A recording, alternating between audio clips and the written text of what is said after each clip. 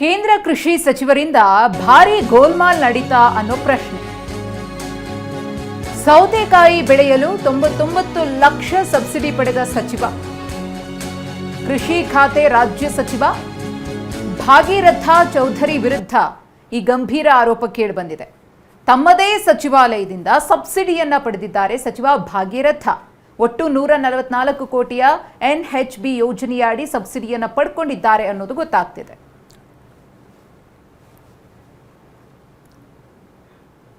ಕೇಂದ್ರ ಕೃಷಿ ಸಚಿವರಿಂದ ಭಾರಿ ಗೋಲ್ಮಾಲ್ ನಡೀತಾ ಅನ್ನೋ ಪ್ರಶ್ನೆ. ಸೌತೆಕಾಯಿ ಬೆಳೆಯಲು 99 ಲಕ್ಷ ಸಬ್ಸಿಡಿ ಪಡೆದ ಸಚಿವ. ಕೃಷಿ ಖಾತೆ ರಾಜ್ಯ ಸಚಿವ ಭಾಗೀರಥ ಚೌಧರಿ ವಿರುದ್ಧ ಈ ಗಂಭೀರ ಆರೋಪ ಕೇಳಿಬಂದಿದೆ.